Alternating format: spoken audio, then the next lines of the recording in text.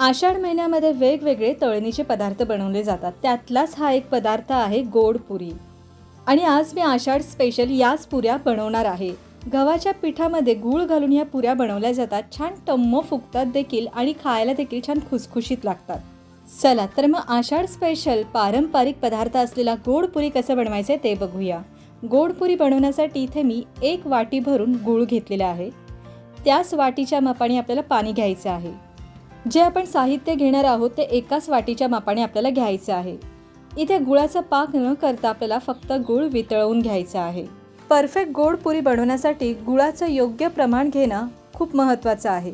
गूळ घेताना आपल्याला ते बारीक चिरून घ्यायचं आहे किंवा तुम्ही गूळ पावडर घेऊ शकता. आज मी गोड पुरी बनवण्यासाठी इथे गूळ पावडरचा वापर केलेला आहे.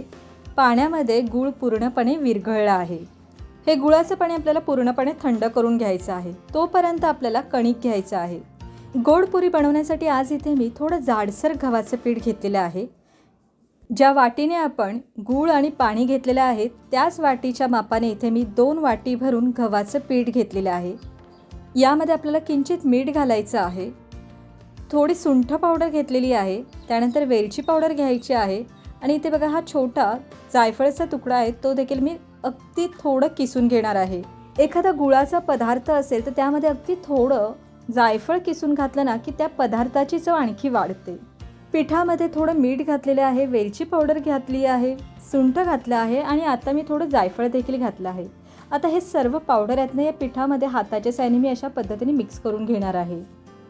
आता या पुऱ्या छान खुसखुशीत व्हावा यासाठी यामध्ये आपल्याला कडकडीत तेलाचं मोहन घालायचं आहे. इथे मी पाव वाटी तेल घेतलेलं आहे. तुम्ही तेलाऐवजी तूप देखील घेऊ शकता. तेल मी छान कडकडीत गरम करून घेतलेलं आहे. तेलाचं मोहन सर्व एकदाच न ओतता मी आधी 2 चमचे तेल या पिठामध्ये ओतले आहेत आणि हा 1 चमचा तेल मी शिल्लक ठेवलेला आहे. आता कडकडीत गरम तेलाचं मोहन पिठात मिक्स करताना थोडं चमचाचा वापर करायचा आहे कारण की तेल भरपूर गरम आहे. हाताला चटका लागू शकतो. यासाठी आपण चमच्याने आधी हे पीठ व्यवस्थित मिक्स करून घेणार आहे. त्यानंतर हातानेच ना तेल पिठाला व्यवस्थित चोळून घेणार आहे. तेल संपूर्ण पिठाला असं व्यवस्थित चोळून घेतले ना म्हणजे तेल व्यवस्थित लागतं पिठाला आणि पुऱ्या छान खुसखुशीत होतात. आता या पिठाची मूठ बांधून बघितली पण ही मूठ ना लगेचच फुटत आहे. याचा अर्थ आपल्याला इथे आणखी तेल लागणार आहे. शिल्लक ठेवलेलं तेल देखील यामध्ये मी घातलं आहे म्हणजे पूर्णपणे पाव वाटी इथे तेल लागलेलं आहे. तेल घातल्यानंतर पुन्हा हे पीठ व्यवस्थित मिक्स करून घ्यायचं आहे आणि पुन्हा एकदा मूठ बांधून बघायची आहे. पुन्हा एकदा मूठ बांधल्यानंतर बघा छान ही मूठ तयार होत आहे. याचा अर्थ आपलं हे तेलाचं मोहन अगदी व्यवस्थित आहे. गुळाचं पाणी ना पूर्णपणे थंड झालेलं आहे. आता हे पाणी ना आपल्याला या पिठामध्ये गाळून घालायचं आहे. लक्षात ठेवा गुळाचं पाणी जेव्हा पिठामध्ये घालायचं असेल त्यावेळेला हे पाणी पूर्णपणे थंड झालेलं पाहिजे. आता हे पाणी थंड झालेलं आहे, गाळून घेतलेलं आहे म्हणजे यामध्ये जर काही खडे किंवा कचरा असेल तर या गाळणीमध्ये तसाच राहील. आता ही कणिक ना आपल्याला व्यवस्थित मळून घ्यायची आहे. कणिक खूप ओलसर वाटत आहे तर यामध्ये आणखी आपल्याला पीठ लागणार आहे. तिथे आणखी 1 वाटी भरून मी गव्हाचं पीठ घेतलेलं आहे. या गुळाच्या पाण्यामध्ये ना जितकं पीठ मावेल ना तितकं आपल्याला घ्यायचं आहे. गव्हाच्या पिठाचं प्रमाण पूर्णपणे पिठावर अवलंबून आहे तर ते पिठाचं प्रमाण कमी अधिक होऊ शकतं. इथे 3 वाट्या मी गव्हाचं पीठ घेतलं होतं तरी देखील हे पीठ ना ओलसरच वाटत होतं म्हणून आणखी पाव वाटी गव्हाचं पीठ घेतलं होतं. त्यामधले फक्त 2 चमचे मी पीठ वापरलं आहे आणि हे 2 चमचे पीठ शिल्लक राहिलेलं आहे. आज मी हे जे गव्हाचं पीठ घेतलेलं आहे ना ते थोडं जाडसर आहे. यामुळे या पुऱ्यांमध्ये बिलकुल रव्याचा वापर केलेला नाही. पण जर का तुम्ही रेग्युलर गव्हाचं पीठ जे नेहमीचं चपातीचं पीठ आहे ते वापरत असाल तर यामध्ये ना 2 चमचे तरी बारीक रवा घालायचा आहे. त्यामुळे देखील पुऱ्या छान टम्म फुगतात आणि खुसखुशीत देखील होतात. इथे माझं हे पीठ छान मळून झालेलं आहे. तुम्ही हे पीठ बघू शकता. जास्त घट्ट मळलेलं नाही किंवा जास्त पातळ देखील हे मी मळून घेतलेलं नाही. 5-10 मिनटं हे पीठ मी ना झाकून बाजूला ठेवलं होतं. आता 10 मिनिटांनंतर आपण यावरचं झाकण काढलेलं आहे. या पिठाचे ना 3 मध्यम आकाराचे गोळे बनवले आहेत. आता याच्या आपल्याला पुऱ्या लाटायला घ्यायच्या आहेत. आता मी काय करणार आहे यातल्या एक गोळा घेतलेला आहे आणि मध्यम जाडीची मोठी पोळी लाटून घेणार आहे. पोळी लाटताना ना आपल्याला बिलकुल याला पीठ वगैरे लावून घ्यायची गरज नाही.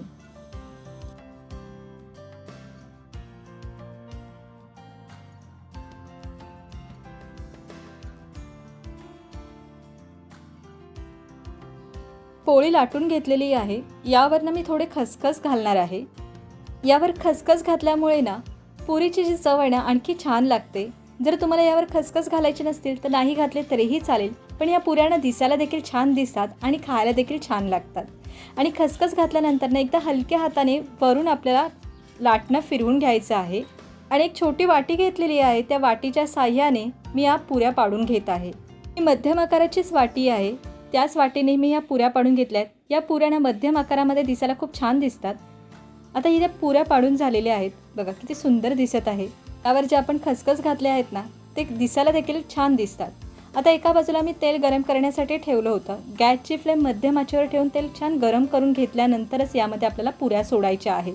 सुरुवातीला मी फक्त 2 पुऱ्या तेलामध्ये सोडलेल्या आहेत. तुम्ही बघू शकता या पुऱ्यांना लगेचच वर येतात आणि छान टम्म फुगल्या आहेत. छान गोल गरगरीत ह्या पुऱ्या झालेल्या आहेत. पुऱ्यांना दोन्ही बाजूने हलका सोनेरी रंग येऊ द्यायचा आहे. या पुऱ्या दिसायला छान दिसतात आणि खायला देखील खूप छान लागतात. तळून झालेल्या पुऱ्या आपल्याला एका जाळीमध्ये किंवा टोपल्यामध्ये काढून ठेवायच्या आहेत. यामधलं पूर्णपणे तेल निथळू द्यायचं आहे. अशाच पद्धतीने बाकीच्या पुऱ्या देखील मी तळून घेणार आहे.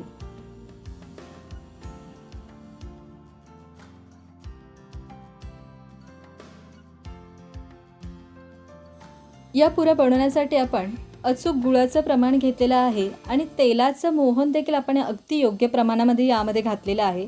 त्यामुळे ना या पुऱ्या अजिबात तेलकट होत नाही आणि छान टम्म देखील फुगतात. इथे मी अशाच पद्धतीने दुसऱ्या गुळाची ही पोळी लाटून घेतलेली आहेत आणि याच्या आपल्याला पुऱ्या पाडून घ्यायच्या आहेत. तुम्हाला जर या गोड पुऱ्या थोड्या कडक हव्या असतील तर पोळी लाटताना तुम्हाला ही पोळी पातळ लाटून घ्यायची आहे. आणि जर या पुऱ्या तुम्हाला नरम हव्या असतील तर पोळी लाटताना तुम्ही पोळी थोडी जाड लाटून घ्यायची आहे. इथे मी मध्यम जाडीची पोळी लाटून घेत आहे. त्यामुळे ना या पुऱ्या छान खुसखुशीत होतात आणि चांगल्या फुगतात देखील. तुम्हाला जर अशा पद्धतीने पुऱ्या बनवायच्या नसतील तर पिठाचे छोटे गोळे करून घ्यायचे आहेत आणि डायरेक्ट छोट्या पोळ्या लाटून घ्यायच्या आहेत आणि त्या तळून घ्यायच्या आहेत. पण त्यामध्ये बराच वेळ जातो. यासाठी या झटपट पद्धतीने पुऱ्या बनवून घेतल्या आहेत. सर्व पुऱ्या इथे तयार आहेत. तयार पुऱ्या आपल्याला झटपट तळून घ्यायच्या आहे. पुऱ्या तळण्यासाठी कढईमध्ये सोडताना साधारण 3-4 पुऱ्या कढईमध्ये सोडायच्या आहेत. जर तुम्ही जास्त पुऱ्या कढईमध्ये सोडल्या तर व्यवस्थित त्या फुगणार नाहीत. अशा प्रकारे सर्व पुऱ्या मी तळून घेतलेल्या आहेत. तळून घेतलेल्या पुऱ्या तुम्ही बघू शकता काय सुंदर दिसत आहेत. आपण घेतलेल्या प्रमाणामध्ये बघा इतकं ताट भरून ह्या पुऱ्या तयार झालेल्या आहेत. छान अजूनही टम्म फुगलेल्या आहेत. थंड झाला तरी ह्या पुऱ्या अशाच राहतात आणि छान खुसखुशीत देखील होतात. पुऱ्यांवर हे जे खसखस आहे त्यामुळे या पुऱ्या बघा दिसायला खूप सुंदर दिसत आहेत आणि खसखस घातल्यामुळे ना या पुऱ्या खायला अजून छान लागतात. महाराष्ट्राचा पारंपरिक पदार्थ असलेला गोड पुऱ्या या आषाढ महिन्यामध्ये नक्की तुम्ही घरी बनवून बघा आणि गरमागरम चहासोबत देखील या गोड पुऱ्या खायला खूप छान लागतात. तर तुम्हाला माझी आजची ही रेसिपी कशी वाटली हे मला नक्की कमेंट्सद्वारे कळवा. आणि ही रेसिपी आवडली असेल तर या रेसिपीला एक लाईक करा आणि ही रेसिपी शेअर देखील करा. आणि अशाच नवनवीन आणि पारंपरिक रेसिपी बघण्यासाठी मराठी मसाला मॅजिक या चॅनलला सबस्क्राईब देखील करा. नमस्कार.